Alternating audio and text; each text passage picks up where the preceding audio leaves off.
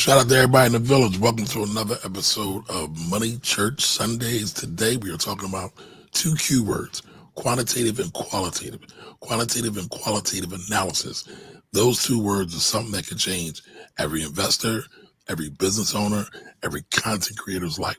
Just understanding how those two things work and how they intersect can help bring you a whole lot of money. And today we got our brothers Jimmy and Corey. Jimmy's going to bring us a great presentation, but thank you all for being here. What's up, brothers? How are y'all doing? What's up, brother? How you, man? I'm here, man. Yeah, I'm here. Yeah. And before I get going, this episode of Money Church is brought to us by Supplement. Everybody get their supplement. White one, Kamari. I'm gonna show you why. I'm gonna show the white one, right? So yesterday, Corey, when me and Jimmy went to the Juvenile Justice Center, I poured a cup of coffee at 4:30 in the morning. By the time we got in that car at 1:30 in the afternoon, this was still hot. Now, it wasn't piping hot, but it was still hot. This thing's the truth. So I don't care what color it is. Black, yellow, green, orange, gold. I can see a rainbow. I'm still getting my supplement on. I ain't mad at that. I know Kamari's out of it. That was like Wednesday. We on Sunday now. So no, that was Wednesday. Yeah, I'm still talking about that. But it's all good though. And listen, Corey, that day, right? We was leaving a breakfast boutique. He came over like, yo, you got to see, this is still hot. He was excited about it. I'm like, I told you they make it all the time. Shout out to Supplement. I got mine next to me all the time, yo. Like, you know what I'm saying? I try to travel light, but I got my bottle with me all the time. I ordered mine. Mine will be here soon. You know what I'm saying? So make sure y'all support Supplement. Matter of fact, let me put the link in the comments too, man. Yeah, I'll put it in the comments, and I'll also put it in the description, in the YouTube description on the Black Wealth Rebels channel YouTube description. Once we get done, I forgot to put it in there. Yeah, man. So man, a lot going on, man. You know, I want to say rest in power to our sister Tracy before we get started, man. Still processing that. I want to shout out everybody watching live. I want to shout out everybody in the village and everybody who just reached out in general because like I said, community is everything and everything is appreciated. Shelby, we was just talking about you in a positive way. I was telling Kamari a story, and somehow I mentioned St. Raymond's School, and he said Shelby went there. I was like, oh, I didn't know Shelby went to St. Raymond's. All my folks went to St. Raymond's. You know what I'm saying? So shout out to Shelby. Listen, Shelby was watching us Friday, right? Giving out flowers to Tracy, and he said he had to stop watching because we were too emotional. We definitely were. I watched a small part of it back yesterday, and I was like, I almost broke down watching. I was like, let me cut this off, man. Like, and it's us talking. I'm like, yeah. So we definitely were, but Listen, this is a rough one. We're gonna have to go through it, but we gonna live on and honor her. I don't know if I want to say this, but I'm gonna say it. Yeah, say it, bro. We might need to go back to just being New Edition.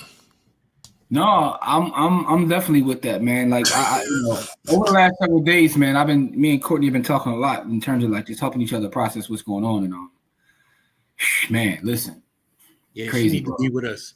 We gotta make sure she's protected, bro. Yeah, bro. Like, but man, it also makes me want to like get out there and do more work, man. Because the one thing absolutely, going back through all the footage of the live event and the old events and all that, like she was about the work and even talking to people about what was going on. It's like she helped me do this, she helped me do that. Like, so it's like it's also a little inspiring to hear the stories that people are telling me. Like, oh man, we got to get out and do more, man, and just live because I'm gonna say guilty of this, but I talk about the bad a lot. Like I talk about the scammers a lot. I talk about the bad side of the Black community, but Tracy represented the good side of the Black community because she was always about the good side. To help and inspire and motivate and lend a hand and actually give gems and share resources. There's a lot of people who ain't about that life, man. They say they are. They talk about it, but they ain't living it. Yeah, man. She lived her raps. Absolutely. So, yeah, man. But what's going on with y'all? Everybody watching live. We got a number of folks watching live. Tell us how y'all living, man. What up, Bar?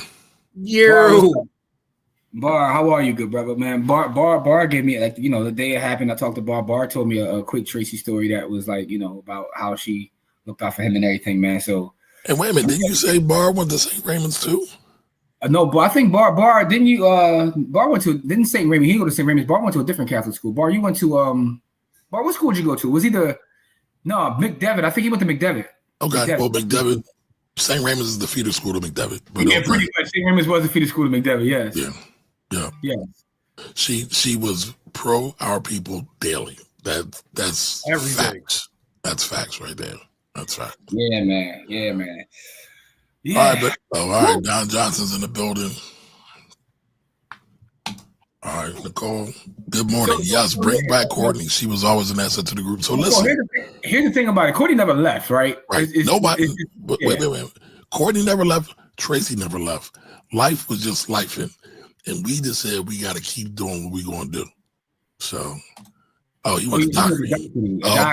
Okay. Man. Shout to my guy Los. My man Los went to Doherty. Yeah, Teray went there too. Teray, oh man, a whole bunch of cats. Okay. So Courtney never left. And Courtney be busy. Like, y'all don't know this, but Courtney actually runs. Embarrassing. Well, no, I didn't even talk about the embarrassing. It's her day job. And I ain't gonna put her out there. She got a powerful position there too. But she's busy. She got to watch what she say. So I know I ain't in that position. I just say whatever I feel like. Honestly, shoot, some of the stuff I say might get Courtney in trouble. Yo, I know Carter. We got to protect our sister in a lot of different ways. Like they gang CD. All right, my fault, Bar. He went to CD though. Colonel Doherty, man. So, with that being said, today we're going to do a quick class on a qualitative versus quantitative analysis as it pertains to the market, right? So, this will be a short class, but I think it's something that we definitely should talk about because a lot of people don't have an understanding of what the difference is, and this is something I deal with every day. Not only does quantitative and qualitative concern just the stock market, but when you talk about data science, it's a lot of what I deal with in terms of data. So, you guys ready to get into it? Yep, absolutely. All right, and listen, if you are in the village, right, this section, the PowerPoint section, will be chopped out and available to you last week, this week, the whole 9, because we have a whole section of things that we call our options 101, because all of these little Sunday PowerPoints lead up to being a better investor and a better options trader, if that's what you want to get into. And if you're not a member of the village, please make sure you join the village, right? And you can join the village for free. We do have a free tier, right? Just go to blackwealthrebels.com to join the village. But let's get into it though. And I'm going full screen, Kamari, so you have to watch the chat, As always. That's right. So we're going to talk about qualitative versus quantitative analysis as a complete guide. So it's going to break down how investors and traders use these different analytical approaches, right? So we're going to talk about the numbers and the stories behind them. So that's the overall features of what we're going to talk about. All right. So quantitative versus qualitative in investing. So what is quantitative analysis? So this is a numbers-driven approach that relies on hard data. So a lot of the things that we've talked about in this series already, such as PE ratios, things such as return on equity, which is ROE, revenue growth trends, earnings reports, mathematical valuation models, things that deal in direct hard data, numbers, right? Larry June voice, numbers. But listen though, one of the things I want to say as we get into this talk about quantitative versus qualitative data is that, I'm going to say this every week, when we talk about the stock market, you're buying ownership of a company. You're not just buying numbers on a board that mean nothing. It's ownership of a company. Even if you have one share, you are an owner of a company. But behind that company, you have quantitative data and you also have qualitative information about that company. So when you look at it from an investment standpoint, you look at it one way, and from a trading standpoint, you look at it a different way. Because even as you're trading, and we're talking about trading options, you're talking about you control the equity of a company. So now we have to look at that from a quantitative standpoint, but also a qualitative. So let's get to what qualitative means. This is the story behind the numbers, right? The business model strength. What kind of business model does that company have? Who is on that management team, right? What is their reputation? The brand power and recognition, and what competitive advantages do they have? Or as Warren Buffett talks about, what moat does that company have? So the thing about it is some people take a quantitative approach. Some people take a qualitative approach. I personally believe that you need a little bit of both. You can't have one without the other. When I think about quantitative versus qualitative, there's a couple things that I think of. One is Corey's profession as an educator, right? Because I've been through school. I've been through so much school. It's like a little triggering to even say that. But but the thing is, we've all had teachers that will give you a lesson, give you a multiple choice test, and whatever your score on that test is, that's pretty much how they grade you. They grade you literally off nothing at all but the test, right? So that would be more of a quantitative. What did you score on this test? That's your grade in this class. But I've also seen teachers that understand that education is more nuanced, and some students are terrible test takers, right? So they take a more qualitative approach, and they create environments where you can rely on more than just a test score to give someone a grade for that class. I mean, Corey, maybe you want to weigh on that as an analogy, but I think teachers that understand that, to me, are the better teachers. The ones that understand that you can't just look at a test score. There's much more behind a student than a test score. Yeah, because some students, like I grade my classwork as 3/4 of what I grade my test score. So a lot of teachers will grade the test scores double of whatever they do for their, like the test scores will be 50% of your grade and your classwork will be 25%. Well, in my class, it's 50-40, right? It's 50 for the test scores, 40 for 40 for classwork, and then 10% for just showing up. Like for those students who show up, you get an extra 10%, right? You can't get an A in my class unless you show up, right? So I always make attendance part of my grades because I always want to make sure that, the first part of being good at anything is showing up every day to do it. I agree with that. I agree with that. But that is what I thought of as I was preparing this PowerPoint. I was thinking about like different industries outside of just finance, where you talk about quantitative versus qualitative approach, and how that matters. So by weighing my classwork heavier, it gives my students who aren't great test takers a chance to get a better grade. Yep. So I think when you look at a company, when you look at an investment, you also have to take a quantitative and qualitative approach. I also think about this in relation to, say, basketball or hoops, right? I watch the Warriors, and they go through, their run as the most recent dynasty in the NBA. And everyone that you talk to in and around that team talks about how Draymond Green, right, does things that don't show up on the stat sheet, and he's the heart and soul of that team, right?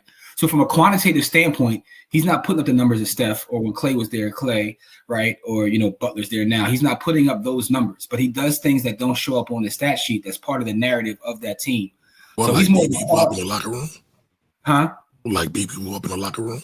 Hey, some said that helped the team though, because the guy that he put his hands on, nobody liked, right? So that kind of brought the rest of them. I'm not saying it's true. I'm saying something I read, but what I'm saying is I don't condone violence, but sometimes what did T.I. just say?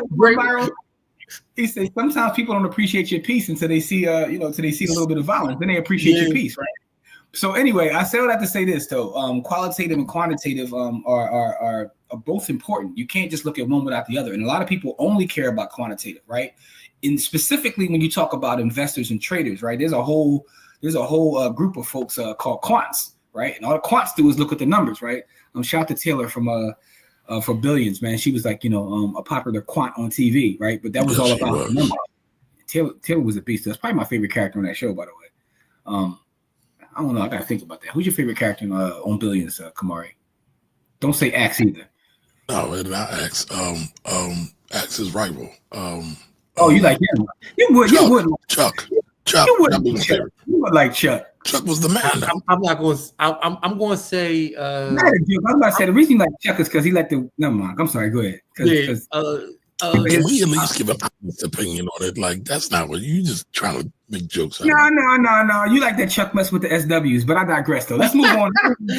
No, Teller was up there. Chuck was good. I like the number 2 was cool too though. He was hilarious. I was about to say the drunk, I can't remember his name. The drunk boy that was right underneath X was my guy, man. All right, so in the chat, as we go through the rest of this class, who's your favorite character from Billions? For those of us that have watched Billions, put it in the chat. But anyway, let's move on. What was X's right-hand man name? Wagner. Mike Wagner. Wags was my guy. Yeah, Wags might have been the best character. But anyway, in the chat, let us know your favorite character from Billions. For the record. But for the record, my favorite was Kate. For the obvious reasons. Also, for the record, Kamari, I did finish Raising Canaan, so I'm all caught up now. So cool. So we can talk about that. All right. So now, with that being said, let's move on to the rest of this class, though, because Kamari was talking crazy to me the other day because I wasn't caught up, but I'm caught up now. Anyway, quantitative versus qualitative in trading, right? In trading specifically, right? So there's technical analysis, which we've talked about, right? Chart patterns and price actions that drive decisions, and you have statistical models. Algorithmic approaches identify market inefficiency. So when you see us guys looking at our charts and going through our charts and looking at what's going on, that's all part of a quantitative approach. Now, qualitative, you talk about the news sentiment, political events and headlines that influence market psychology. So if you're someone who only cares about quantitative and something happens in a headline, you're going to miss that because all you're looking for is the quantitative approach. Shout out to Ray Gun, man. Ray Gun, listen, man, Ray Gun always supports, man. Salute to Ray Gun. Thank you, Ray. Appreciate the super chat, beloved. But if you're only caring about quantitative, then you're missing on the news sentiments, and you can be looking at a chart, and all of us have had this happen. Specifically in Trump's first term, it was real prevalent where main man would go on TV and say something, and it would affect everything, right? And that's more on the qualitative side. Also, behavioral factors. Understanding FOMO and panic selling provides trading edges, right? So FOMO, fear of missing out. But you get the edge when you start to understand how people are operating in the marketplace that have FOMO. So again, news sentiments and behavioral factors are more qualitative, and then technical analysis and statistical models are more quantitative, right? And by the way, statistical models, I talk to people a lot of times about me writing models, right? I was having a conversation with someone the other day, and I said, I'll write a model behind that. And a lot of times when people look at statistical models, they're thinking that it's something that is super complex, and it can be. But a model doesn't have to be super complex. If you open up your Excel sheet and use a formula in Excel, and for all intents and purposes, that is a statistical model, right? 1 + 1 = 2 is a statistical model. So don't be fearful of the term statistical model, because all of us in some form or fashion, I shouldn't say all of us, but a lot of us have used statistical models, right? So remember, quantitative is more about the numbers, qualitative is more about the story. Now, I didn't write this part in the actual presentation, but dealing in data science, the one thing I want to say is that under quantitative, there also are 2 subcategories. One is a continuous variable, and the other one is a discrete variable. So a continuous variable, let's use real estate because that's most of the models I work in, is when you're like measuring something that can, that just goes on and on, like square footage, right? It can be from 1 to a gazillion, right? Discrete can be something that's either like 1, 2, or 3. Then under qualitative, you have 2 subcategories, one known as nominal and one known as ordinal, right? So nominal is something that's a descriptive with the qualitative, like what color is it? Red, green, blue. And ordinal is measuring those descriptives. Is it first, second, or third place, right? So I didn't put all that in there, but I'm bringing it up for a reason, right? Because when you talk about going down this rabbit hole of quantitative versus qualitative, you can go deep down the rabbit hole, but we're going to keep it at surface level for this because we're talking specifically about being an investor and being a trader, right? So it's similar to what I do when I measure frequency, intensity, and duration. It's the same. Mm-hmm. It's the same model. It's like qualitative and qualitative. Frequency is quantitative, where I'm just measuring the number of times something happens. Right? And then intensity is the more qualitative, where how does it feel? At what level does it reach? Absolutely. Duration is qualitative again, which is, quantitative again, which is how long did it happen for? You know what I mean? So these are, I do the same thing in my thing. I do, both in my line of work also. And both are important, right? So just comparing the approaches, right? When you talk about quantitative, we're talking about financial ratios, valuations, right? You may use charts, indicators, algorithms. So when you see people say put together a pitch deck or something, like the quantitative information is going to be like, the bar charts, the pie charts with the numbers and things of that nature. Qualitative, you're going to start talking about things such as the brand, the leadership, the innovation, the news, and it's something that contributes to that. Now, the thing about it is combining both methods gives you the best result. When you can integrate all these approaches together as an investor or a trader, that's when you kind of like take it to the next level, right? So, but here's the thing that I don't like, and I see this a lot of times online, specifically on social media as it pertains to like, investing in Black wealth. People like to do more qualitative work than quantitative work. They don't really give you any sort of objective data when they say the things that they say. To me, quantitative should be the foundation, right? Right. Numbers give you the objective baseline, right? So if we're talking about sports, for example, I can say like, the Knicks are down 0-2 to the Pacers, right? That is objective. That's an objective fact. Now, The qualitative part is why are they down those? Yeah, the reasons why. So now I got to give you the reasons why, because Howard Burton is a hoops terrorist right now. He's going nuts on them, right? You know what I'm saying? Like, so there's reasons why, but quantitatively and objectively speaking, they're down 0-2, right? So when you are able to look at a company and do the same thing, give me the numbers, and then say, okay, well, tell me the story behind the numbers, why this actually makes sense. You combine those, that is a superpower, right? That is an absolute superpower. I know a lot of people who are quantitative traders, and they do okay. But once they realize to understand the qualitative part, they just take off. And I actually know more of the other, where people come into it just looking at the news and are qualitative traders. And look, Corey was like that. I've watched Corey become better as a trader, because in the beginning, all Corey cared about was qualitative information. Once Corey started, and shout out to everybody, along that journey, right? Shout out to Passa, and all the different folks that I wouldn't even look at a chart. I never looked at a chart until I started messing with them. Yeah, and they got Corey, and there's a lot of folks, Jay, Passa, who else, Corey? They got Corey into the charts, but once Corey got into the chart, Lance specifically, because Lance really took time with Corey. Shout out to Lance, who's a legend. But when it took time with Corey and told him the quantitative approach, he combined the two things. That's when he became a better trader and started getting to the bags. But because now so it's funny, real quick. I was with Shelby yesterday, right? Mm-hmm. It's funny, he's in the chat right now, but he was talking about, he can look at the charts and then everything's good. He's like, he knows how it's supposed to go. Then somebody comes and makes an announcement, whether it's the Fed chair, the president, war, whatever, then boom, it reverses. It goes a whole other way. And he's like, I don't know what to do with that. I don't know what to do with that. So it's funny. We literally just had this talk yesterday. That's crazy. But that's the thing, right? Qualitative is very important. Like, you got to understand what's going on in the world. I've seen certain people have setups that work perfectly, and they don't realize that the Fed chair is getting ready to talk. One of the things we talk about is, and shout out to Dina, because Dina always reminds us in the our trading chat in the village, like, yo, such and such is speaking today, be careful, right? Because if you're not aware of that, your setup could be perfect. And next thing you know, it works one or two ways when the Fed chair speaks every time. Every time. We go into and that's not new, by the way. Yeah, that was with the white boy Jerome, back to what's his name? Janet Yellen, all of them. Yellen. Everybody. Yep.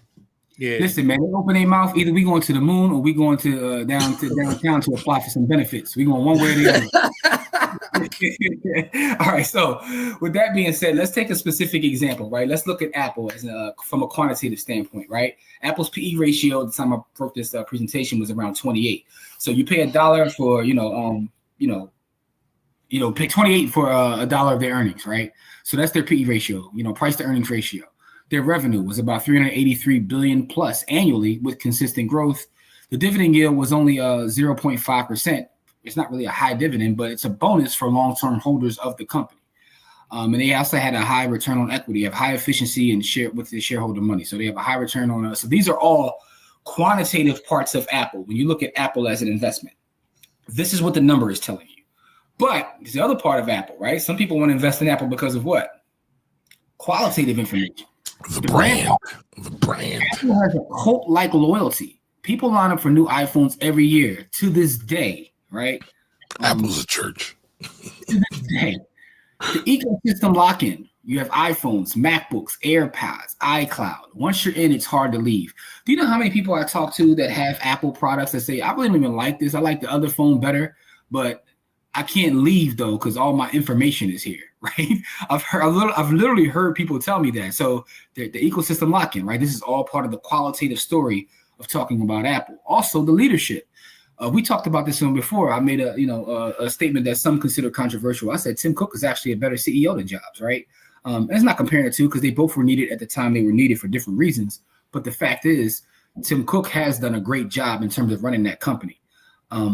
Also, the innovation and strategy, moving into services like Apple TV Plus, Apple Pay, which is more getting into us, not necessarily just selling hardware, but having services that people use. Apple TV, they're first of all, Apple TV is phenomenal. I'm not even gonna lie to y'all. I actually pay for Apple TV. Apple TV from a percentage standpoint is better than Netflix, right? they put out content, like, but their content is like their hit to miss ratio is probably the best there is on TV. And this is coming from someone who, you know, my primary devices aren't even Apple, but I do have an iPhone too. You know what I'm saying? You know, and I got the iPhone that uses USB-C, unlike some of us. You know what I'm saying? You know how frustrating it is. I got in Kamari's car the other day, and I'm like, yo, let me charge my phone. I got the lightning joint. I'm like, come on, man, what are we doing with this, man? Anyway, I'm sorry. I can't afford your fancy phones, man. I'm not rich like you. Here we go. Look, that was a sidebar, man. Y'all got to get off the lightning cables, man. Y'all got to, you know, at least get to the point where there ain't no lightning cables. Listen, man. But I digress, though. I'm going to tell you how much I'm talking about us poor people, man. Here you go. You wealthy beyond measure. But listen, here's the thing, though. Apple TV Plus, when I realized that Apple was really going to try to run the backup with Apple TV Plus, everybody knows about Apple's walled garden. For those of us that use Android, Apple TV made an Android app, right, for Apple TV. So even if you're not an Apple user, they want you to subscribe to Apple TV. You can put it on all of your Samsung or Google devices. I was like, wow, they don't do that usually. Apple doesn't make Apple software for Android, but with Apple TV, they do. So they are really trying to make that like its own side business. So I say that to say part of the qualitative part of Apple is they understand that there's a certain level of hardware they're always going to sell. But if they can get into the service-based business with Apple Pay and Apple TV Plus, that can be a whole other, you know, it probably already is billion-dollar business under their portfolio. So when you look at buying Apple, you're going to look at the numbers in terms of what they're paying in a dividend, the PE ratio, all those things, but also look at the story that's being told with Apple. That's the qualitative side of the approach of looking at the investment of Apple. But Jim, real quick, let's not zoom past that point, right?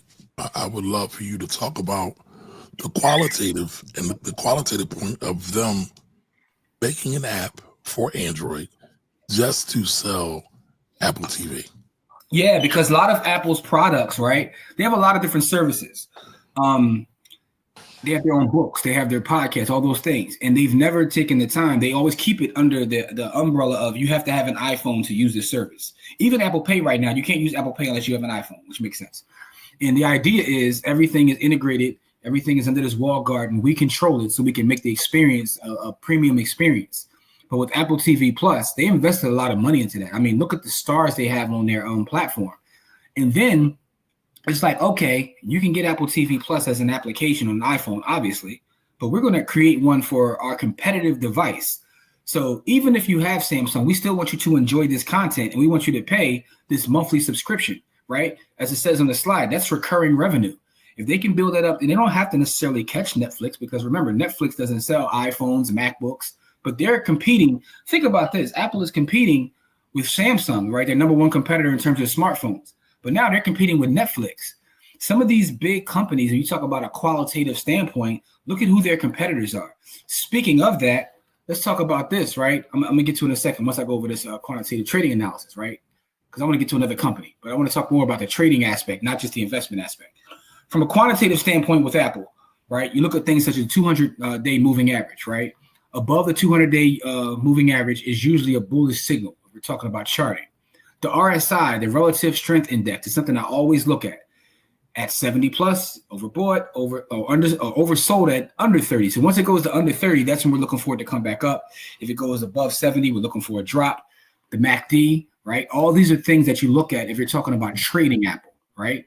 We want to look at the signals on the MACD, the volume spikes. We always look at volume, right? If the volume spikes on Apple, we talk about a strong move to, you know, whatever way it's going. So anything I say here is for educational and informational purposes only. This is not investment advice. I'm just talking about ways to look at Apple, quantitative and qualitative. So from a trading standpoint, the qualitative part of Apple, things such as the earnings call. We talked about that in the past. Kamari actually gave you guys a couple episodes ago a cheat code on earnings calls. I'll just tell you in narrative form what he said. He said you can actually get the transcripts of earnings calls. Take those transcripts, drop it in the chat GPT and have chat GPT summarize an earnings call. That was a powerful thing. I don't know if people even understand how much game you gave him with that. Supply chain news, chip shortages, the China tensions. That's all part of qualitative. Currently, even as of Friday, there was a debate about whether Apple has to pay tariffs or not. That's a qualitative story that can affect what's going on from a trading standpoint, right? Product launch events, iPhone Day always moves the needle, even if it's just hype. And most of the time it's just hype. But again, is something that moves the needle. I remember Corey used to make this trade years ago, right? I don't remember the exact date, but it was like when the weather started getting hot, Corey would trade like Six Flags. Yep. make a quick bag with Six Flags, and then right before the weather broke and everybody went back inside, sell out of Six Flags. And he said always do it. And I'm like, that just seems very simple. It seems very it's a qualitative thing, but it just makes sense. Yeah, every year we trade Six Flags. But anyway, let's talk about Amazon. This is what I'm talking about when we talk about narratives, but also from a quantitative standpoint, their PE ratio was 100 plus. Remember how low Apple was?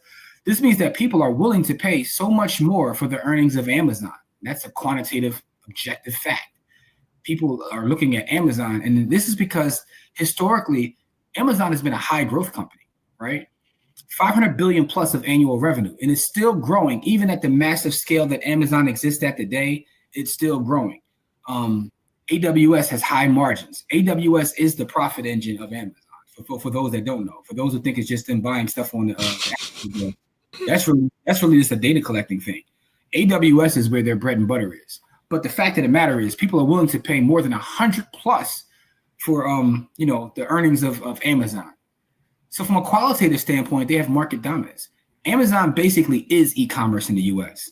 And I know some people are going to say, what about this and what about that? Yes, there are other e-commerce companies. But from a market share standpoint, I'm saying, they top two and they not two. Let me just gonna put it that way, right? AWS's leadership, they power Netflix, right? So let's think about that. Netflix, a whole other gazillion-dollar industry, is powered by AWS, right? Their logistics infrastructure is second to none. Prime Delivery is built to scale and it's very, very hard to copy. How many of us are Prime members? If you're a Prime member, let me know in the chat if you're a Prime member, right? Corey raised his hand. Come on, are you a Prime member? Put a one in the chat if you're a Prime member. Put a one in the chat. Members, right? And I'm not telling anybody to go out and buy Amazon. I'm just telling you the power of Amazon, right? You talk about AI, drone delivery, Amazon Go. They're constantly trying to invent things and move the needle forward. So they're also someone that's always looking for innovation. They try things. Everything doesn't stick. Everything doesn't work. But it is what it is. They own NFL. They got a package with the NFL. Yeah. All right, I also think Amazon can move into logistics really easily and and take up some of the space from FedEx and UPS as well. They already do. That's already done. But it's not widespread. It's not widespread. I don't know if you've ever looked into their logistic infrastructure. If you read their 10K, they already have done that. That's like, I don't know if my camera went out or not. Can you see me on my camera? What's that? Can you see me on my camera? Because I know my camera over here is looking a little crazy. Like, you just froze. All right. Well, you can still hear me though, right? Yeah, we can hear you. I'm just gonna keep telling my story, man. What I want to talk about with Amazon, this webcam is wow. Let's see, said the blind man. And from a qualitative standpoint, is when you think about Amazon, even more so than Apple, right? I was thinking about this. I was like, who is Walmart's number one competitor? Is Amazon, right? Amazon is literally out here competing with Walmart. They're competing with Netflix. Everybody they ops. They're competing with Spotify, right? They're competing literally everybody is their ops, right? I was thinking about the fact that they sell like Kindle devices, they sell the home speakers. They are literally competing with Google. They're competing with Netflix. They're competing with Netflix also while being Netflix supplier, right? They're supplying Netflix AWS, but they're also competing with them by having their own streaming service. Like, they literally are in almost every space. From a qualitative standpoint, that makes that company interesting from if you using it as part of your investment thesis. But also when you look at it from a quantitative standpoint, the numbers are there too, right? So they are kind of really an interesting company, man. And to think that this all started from selling books is like, it's absolutely insane. It's absolutely insane. All right, so quantitative trading analysis, support and resistance, right? We always want to look at support and resistance. Price bounces at key levels, right? The moving averages, we already talked about that. RSI and MACD, we talked about that. The volume, we talked about that as it relates to Apple. So it's the same thing across the board from a quantitative standpoint if we're talking about trading Amazon. So qualitative analysis in terms of trading Amazon, the earnings report. We always want to see what's going on in terms of Amazon and their earnings report, right? The Fed and macro news. Whoa. Shout out to Dina. We appreciate the super chat. And also Thank shout to you. Dina too, because Dina is a member of the village, and Dina is in our trading chat, and Dina gets busy. She's one of the best traders we have, so salute to Dina for that as well. Fed and macro news: high interest rates can drag tech giants. Amazon reacts fast. Prime Day or holiday season, man. Listen, I don't even be wanting stuff, and then all of a sudden on my timeline I see Prime Day, and I feel like I got to, you know what I mean? That's Prime Day is pressure, bro. Prime Day pressure. Like, you know what I'm saying? You end up buying stuff. I don't need an umbrella, but you know what I'm saying? But it's 60% off. Like, how am I not gonna buy this umbrella at 60% off? I don't even need one. Like, you know what I'm saying? You end up with all kinds of nonsense. CEO comments. One bullish quote from leadership equals rocket fuel. So outside of the Fed chair and all that, you have to watch what the leaders of the company say. That's part of the qualitative analysis of trading Amazon, man. So, key takeaways, not to keep going over the same thing over and over again. For investors, you combine both approaches for a well-rounded analysis. Look at the financial metrics, but understand the story of the business. Please understand the story of the business, because I talked about this in previous episodes. My biggest example of this was Enron, because I am so old that I was around in the markets during the Enron days, because I'm old and washed. But what I do remember about that, and this is often my example because it's the best example I have, I remember asking people how Enron made money. And I remember people telling me specifically, I don't know, but the stock is going up, so I'm going to buy it. And that always stuck with me, is because, like, if you don't understand how a business makes money, why are you buying the business? Because, again, this goes back to stocks being equity in a company. If you have a company, you want to know how you make money. If you're running a corner store, you want to know how you make money. What products are selling, what's not selling. If you can't tell me how you make money, why am I even thinking about buying it? Look at your portfolio right now. Go down all of the different companies you own in your portfolio. Hopefully you don't have 150 of them, but look at all of them. Think about how they make money. If you can't answer that simple question, then you have to question yourself, why are you investing in that company? Anyway, for traders, the takeaway is this: rely on quantitative methods for execution of your trades. Stay aware of qualitative factors that can cause a rapid market shift, but understand how the quantitative side works as well. And if you are a beginner, not investment advice, just thinking out loud, start with basic quantitative metrics. Gradually develop qualitative judgment through experience and market observation. If you're going to be a trader, you have to be a trader. You can't say I trade and not really be in the trenches, watching the news, seeing what's going on, seeing the numbers. So that will be my advice to you for beginners. You know what I mean? Get into that space. So that's what I have in terms of qualitative versus quantitative. My camera is wilding right now. Yeah, you Elsa right now on the camera, bro. You frozen. I'm about to jump off and jump right back, fix my camera and whatnot. But that is the presentation nonetheless. Appreciate you guys for listening to me, qualitative versus quantitative. Let me remove this from the stage, and I'll be right back, y'all. Let me come right back in. While we're waiting for Jim to come back, what questions does anybody have about qualitative and quantitative analysis as it relates to your trading and your investing in your everyday life? I'll give y'all some examples, right, of quantitative and qualitative, right? So quantitative, right? What I'll do is I'll look at seasonality, right? Quantitatively, what happens during seasons over 3-month spans for companies, right? That is a quantitative analysis, looking at their numbers over a 3-month period with how they move, right? That is a quantitative analysis. Then qualitatively, I'll look at the companies as it pertains to the current market cycle, right? So let's say over a 10-year span, from what are we in May, from May to August, Apple goes up 5% every year.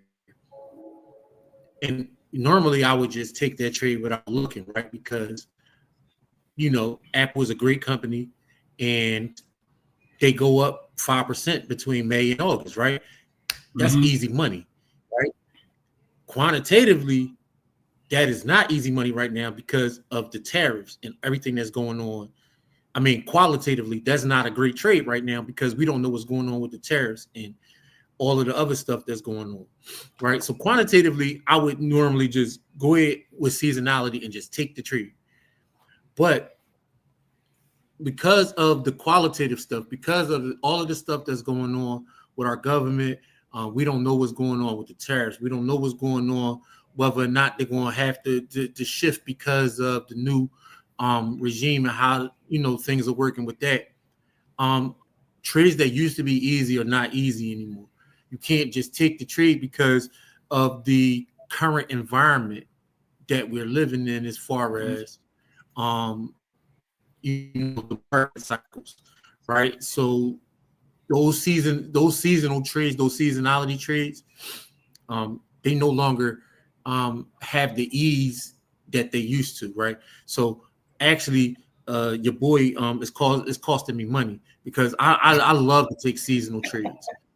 For real, seasonality trades were a big reason why I'm a swing trader, because all I got to do is look at the numbers over 3 month, either quarterly, or I look over either 3 or more 4 month span, and look at if I see a company and I know it's a good company, and I know 9 out of 10 times or 8 out of 10 times over the last 10 years that they move up during that season, I got an 80% chance of winning that trade.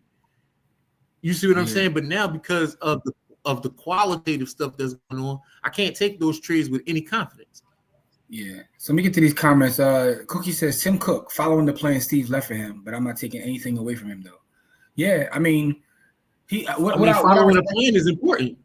but also what I would say is he's not necessarily following the plan, because he kind of changed the way he approached that position, because he stuck to what his specialty was, right, which was logistics and supply chain, right, and made them stronger there. He wasn't the one that was going to give the inspiring speeches and all the different things that he it's almost like a quantitative versus qualitative approach in terms of how they run the company too, just thinking that out loud.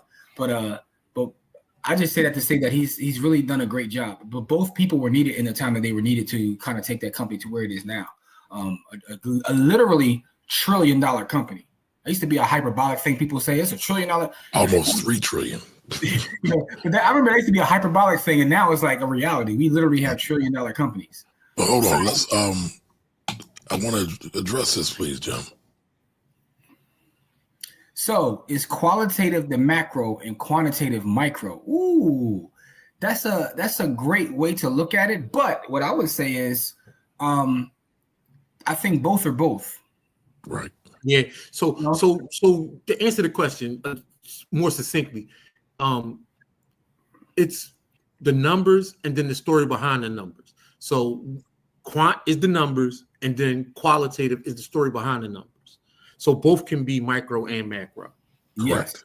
Yes. Because there could be a macro story and a micro story. You know what I'm saying? Like, and the macro story can bleed into the micro story and vice versa. That's a great question, though. That's an excellent question. Yeah, that's a great question. Yeah. So, what else did Cookie say here? Oh, they are very diversified. You missed the comment up here. No, I got it, Jim. I did that for a reason. Okay, I'm sorry. So Jarrell, and by the way, shout out to Jarrell too, man. Definitely appreciate Jarrell. He's a member of the village as well. They're very diversified. Sheesh.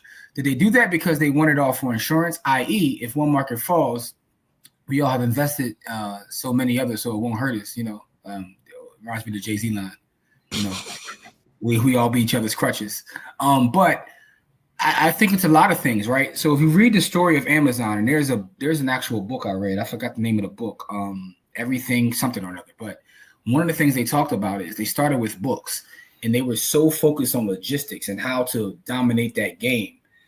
Once they started to dominate that game, and they kind of like knocked out Borders and Barnes and Nobles and Walden Books, they start, they put them in a pack. They packed them up. They start smoking on Borders. So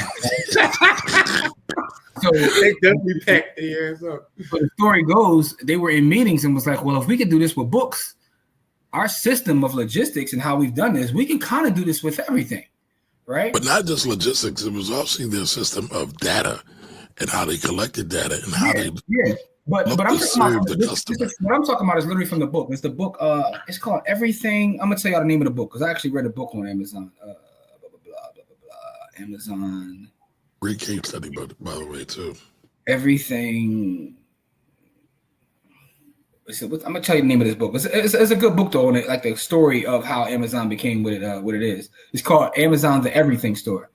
Jeff Bezos in the Age of Amazon. It's called look at the book. It's called The Everything Story, but it gives you the kind of the conversations they were having behind the scenes where like our logistics is so sharp that we can kind of implement this in different spaces. So I think it's the fact that they feel like they can dominate and get market share. And also they're a super growth company. So they always have to be looking for ways to continuously grow that company. And then we look at like, you know, their logo, Amazon, A to Z, they want to be the A to Z of everything. They want to be able to kind of be the Walmart of e-commerce. But at this point now, they've gotten so much capital and so many things. They're trying to figure out ways to reinvent brick and mortar, right? And they've tried a number of different things. They're trying to reinvent brick and mortar. So that is a form of insurance, though, by the way. So it's not that it's not insurance. I think that's part of the story, but also part of the story is they feel like they have the technology and the wherewithal to do these things. So when you say insurance is one word for it. The other word that I would use for it is creating a moat, right? Where other companies can't go into the same space that they're in because they're client in so many spaces, right? So it's called a moat. Like Google has a moat, even though that all these other companies are whatever. All the other companies that tell you they're afraid of Google because Google has way more information than all of the other companies combined.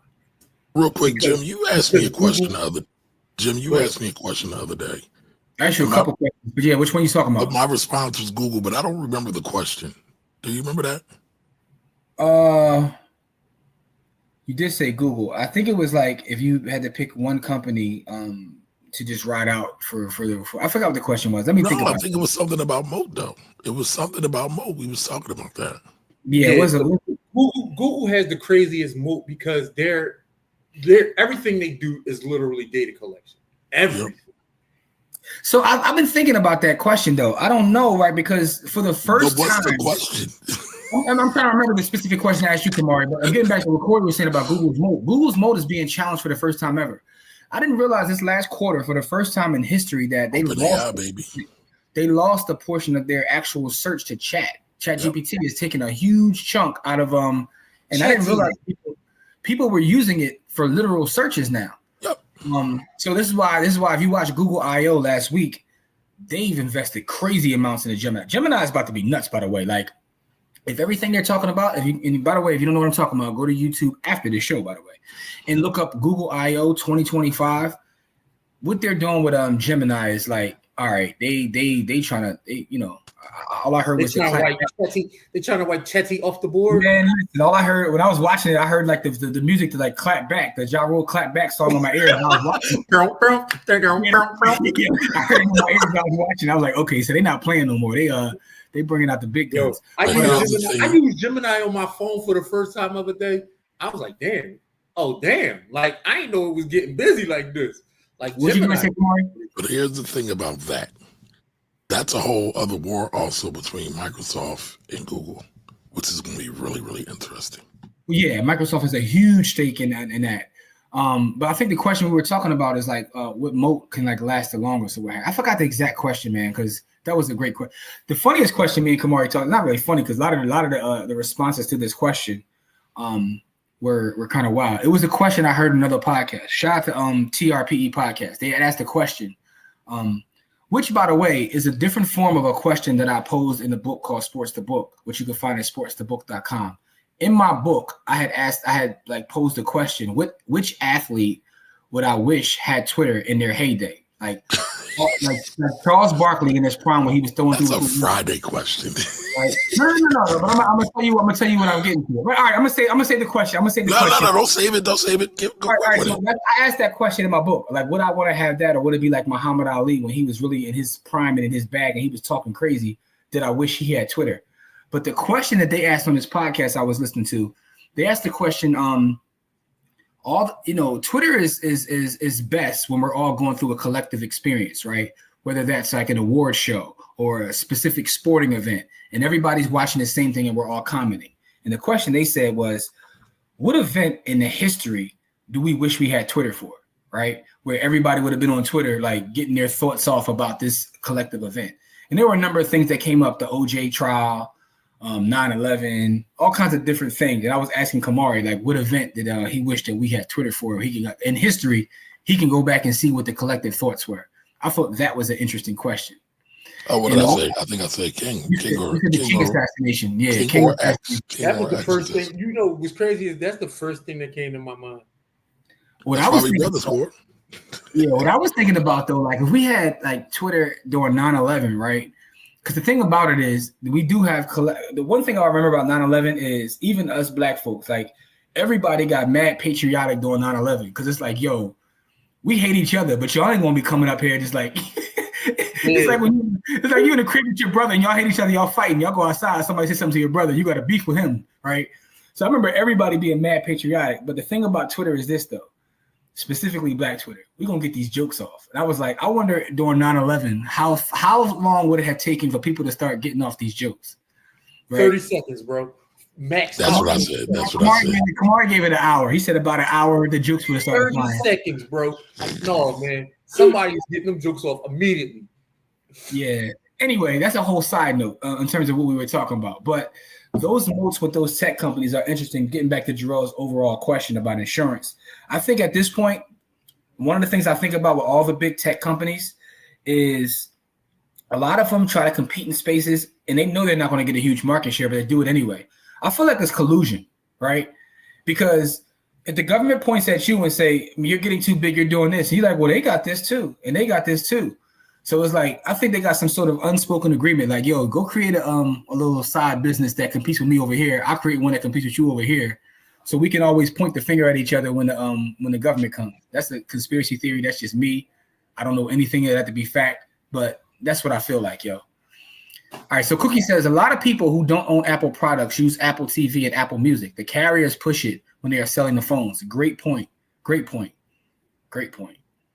I personally use YouTube Music, but I do have Apple TV, amongst other things.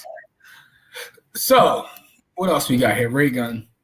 Dina says, I love Prime. I ain't going to front Dina. I'm one of the people that go on Amazon, and if it's not ship Prime, I'm probably not going to buy it.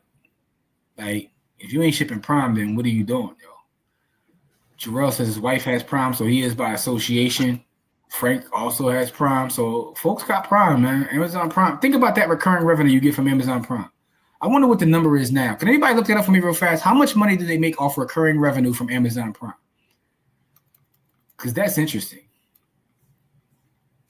Yeah, man. And Jarrell, thanks for the great questions too, bro. Thanks for the great questions.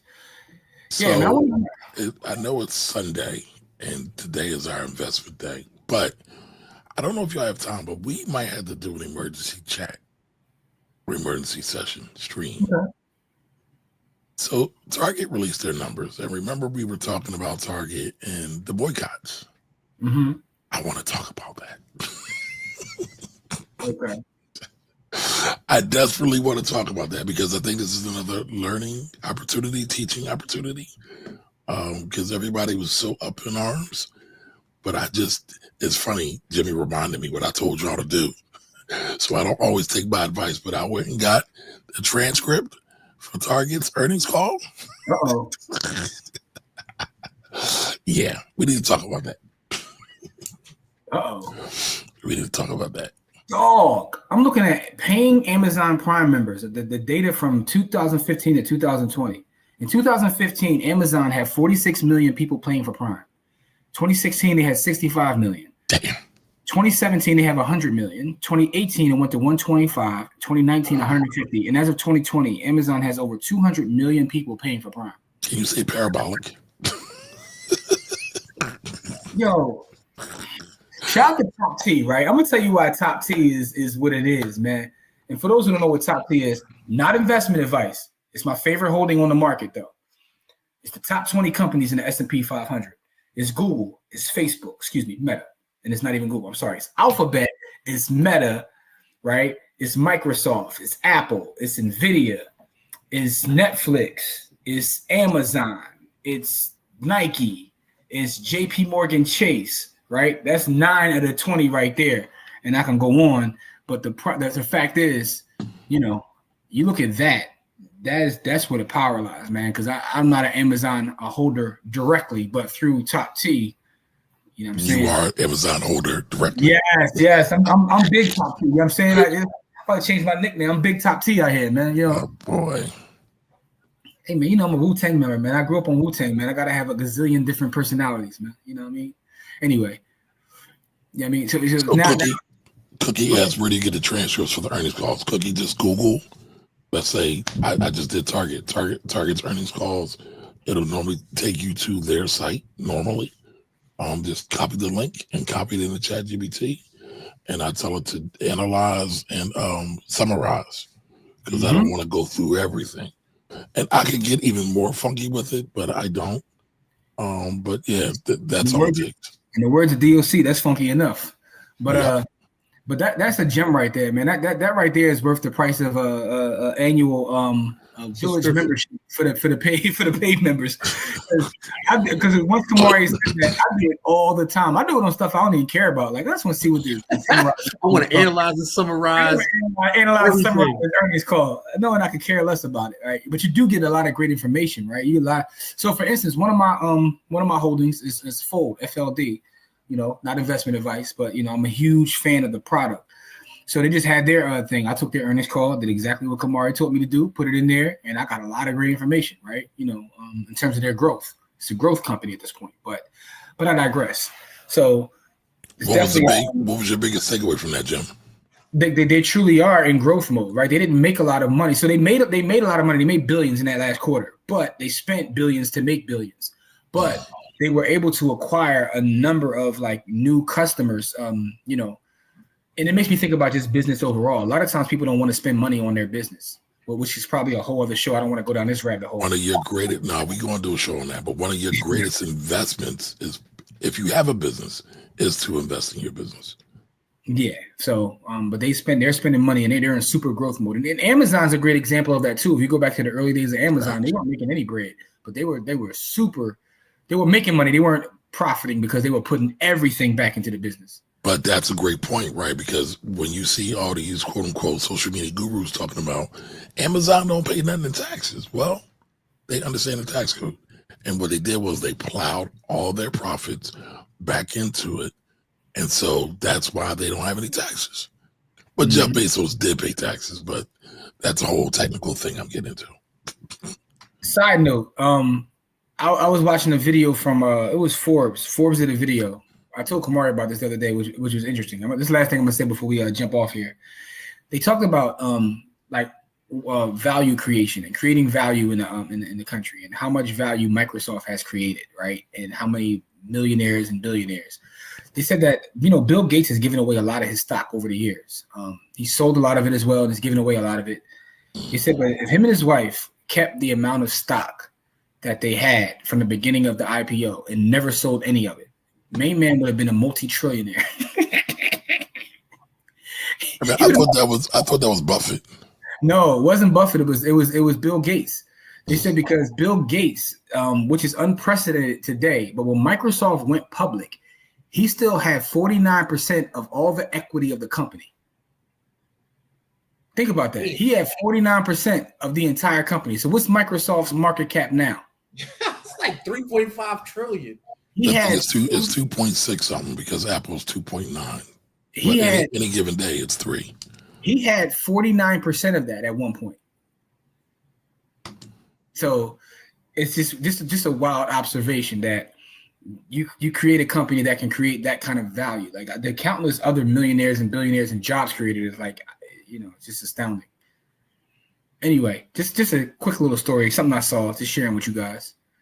We need to create a little place in the village just for the weird YouTube videos that we watch that are interesting from a finance standpoint, and we can just share the YouTube videos. Yeah, I'm actually about to do that. Well, I'm gonna do a review on it, but I'm about to do that today, actually. You know, I'm saying sometimes it's like, hey, look, we saw this video, thought it might be interesting. I don't know what we're gonna call it a little section, but we can put a section where we just kind of. It's called "Do the Knowledge." Do the knowledge. Do the knowledge. I like that, man. All right, man. So listen, that's what we got. All right. So I keep mentioning in this, but we need to create a section also, and I'll stick my calendar, my Google Calendar in there, and y'all can just get on my calendar for people to get tutoring for their children, for their children to keep their game, or or if they just want to talk about educational issues in general. Because myself and my wife are we've created all of the content for we created the 10-piece content thing. We gotta settle down because we're coming into the end of our school year, which means the paperwork is heavy because we got to get all the paperwork ready for next school year. Well, Corey, I would love if you and LaJoy would start blogging or doing videos and just start tackling certain things that people encounter about their education. You know, how do like what y'all have done is phenomenal. I mean, how old is your son that's about to graduate college?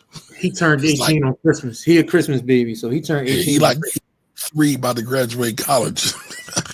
Like, that's phenomenal, bro. That's phenomenal. What's that? No, she was just asking me. Just to say hello. Hey. Happy Sunday. She must have heard me say her name. She did. Hey, what's up, man? Real quick though, I want to share one more thing with you guys. For those that are in the village, you probably have already seen this, right? But we do have our camp, right? And the dates have been released, but the location, we're still working on that. I got a meeting on Tuesday to kind of lock down our location, but you know, we have information about our camp, you know what I'm saying, some photos from previous camps. All this is in the village, or you can go to bthcamp.com. That is bthcamp.com. Just kind of see that, but our camp is definitely on the way, man. So yeah, just want to share that real fast. Go to bthcamp.com, but you can also see it right in the village if you're in the village. Registration coming later this week. We're going to open up registration.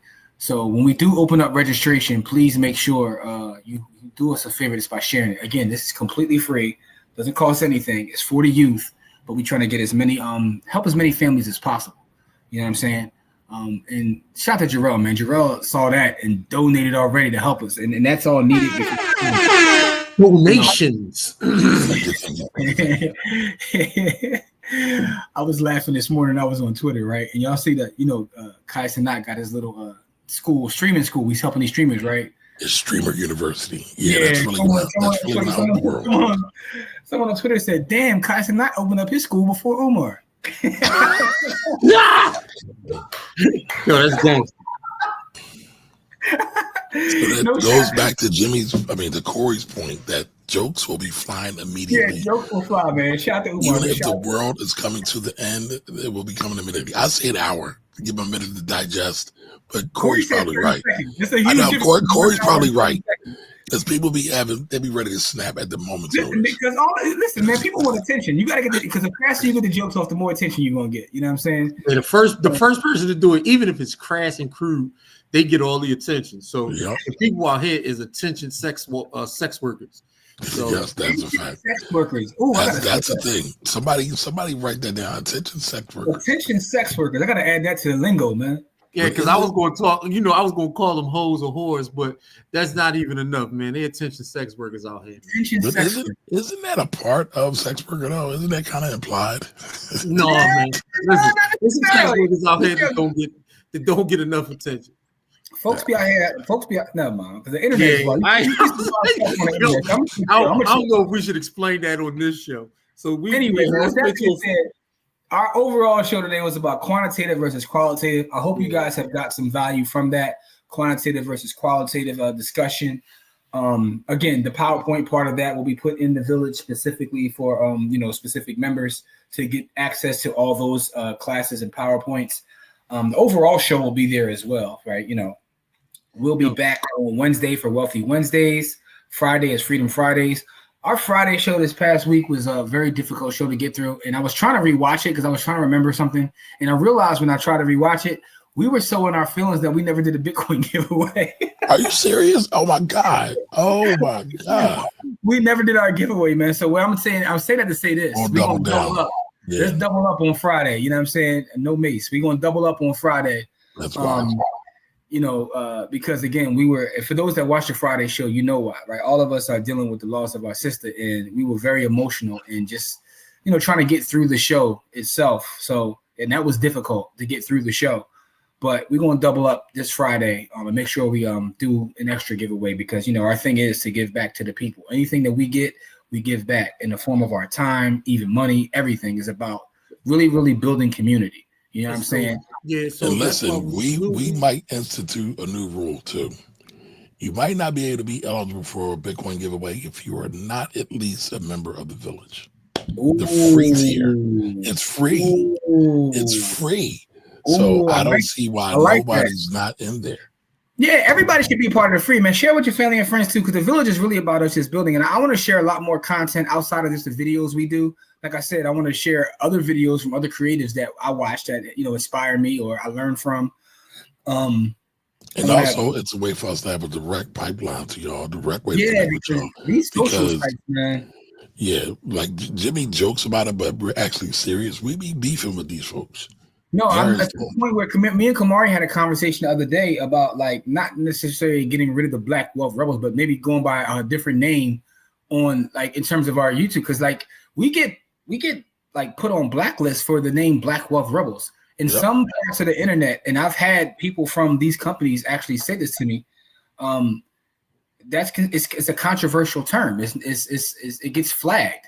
Sometimes people see it, and you'll see it in our comments sometimes. So if you go through our YouTube videos, like if I made a white wealth channel, what would happen then? it's called You've already got a white lot wealth of advertisers channel. Don't really want no part of what we do. They don't want no parts of that because of the term, right? So the reason we create the village is really to, and the thing is, we don't make a bunch of money in the village. Like it is what it is. Like we use that to put back to the people. But what I will say is our impact, right, is something that I definitely appreciate, because when we're outside and we're on the streets, people always come up to us. When me and Kamari were at a school on Friday on career day speaking to the babies, and one of the teachers walked up and it was like, yo, I'm in the community, blah, blah, blah. I had never met the lady, and it was my first time meeting her. That's why you never know who's this. We've been out to lunch or dinner, and people are walking up like my kid was. But that's because Jim and Corey had done a course during the pandemic. And at least two of the teachers, not one, but at least two of the teachers took that course. So this isn't anything new. We've been doing the work. Now we're starting to step it up and publicize the work so we can help more people. Yeah, man. Hey, Kamari, man, you got to release those photos that we got from the joint, man. I know you were creative, so I know that you. What's Kamari's creative name? For those who don't know, Kamari got a side where he Basquiat. He low key wants to be an artist. Like, I am an artist. But you got a whole IG page for your art. That I see. I was like, oh, Kamari really wants to be an artist. So low key, like, I am an artist, right? What do you mean? Well, I am. I mean, no disrespect, but so here's funny. Jim's an artist too, right? Because the first thing he'll say is his mean work is artwork. Oh, this work. See, what kind of work? No, what kind of work is it? It's artwork. You said that. It's art. No, it's art. It's high art. It's high art. Listen, my wife said I'm an artist. You tell my wife, she gonna say because he be drawing. But anyway, but no, I was in a debate with my wife the other day, right? Because I was telling her how astrology is BS, right? I was like, yo, because when you read these different signs, they throw so many things up against the wall. Like, shout out to Cookie. Shout out to Cookie. Just joined the village. Thank you, Cookie. Nice. But I was telling her, I was like, astrology, right? They throw all these things up against the wall. So if like you're a Cancer or a Virgo, you're a this, you're a that, you're a that. And one thing will be like spot on. And people are like, see, I knew it. I was like, but look at all that. It's like 56 descriptives and like only 3 of them actually match, right? I'm like, I won't agree with that. Is total BS is because our ancestors studied it. And if they were studying it, there was a reason for them to study it. And not only that, it's scientifically proven that when the moon and the earth are in different phases, it does create different gravitational pulls. It affects y'all believe that Mercury being microbreeds. I ain't saying all that. All right, now hear me out though. I will say there is a scientific effect of, because if the moon can move the oceans, it can move your emotions because we're water beings. Y'all trying to turn this into a high level conversation. That's not what I'm just saying. Hear me out though. The point I was making is she was reading my astrology sign, and one of the things in my astrology sign said that you're an artist. An artist and a creative. And I was telling her, Ah, Though. I was like, that's not necessarily true. But what she pointed out to me, though, she was like, well, you love podding. You love podcasting. Is that not a form of art? it is. It's creative. And I told her, I was like, I never thought about that. I don't know if podding is a form of art. It is. It absolutely is. It's very much a creative function. But listen, y'all. Nairobi. Nairobi, wow. That's my sister. Hey, Nairobi, how you been? How you been? It's been a long minute, Nairobi. Don't let it be another long minute like it's been. No, much love to Nairobi, man. We love you. LOL, Mercury Micro Braids, mad funny. No, I appreciate that love too, man. Because right now it's definitely tough. Yeah. All right, y'all. We appreciate you all joining the Money Church. We might come back later today because I really want to talk about this Target thing. So make sure y'all notifications are on. But we'll be back. We appreciate you all tuning in for quantitative versus qualitative analysis. And we'll be back soon, y'all. Later. Love y'all. Please stay safe out there, y'all.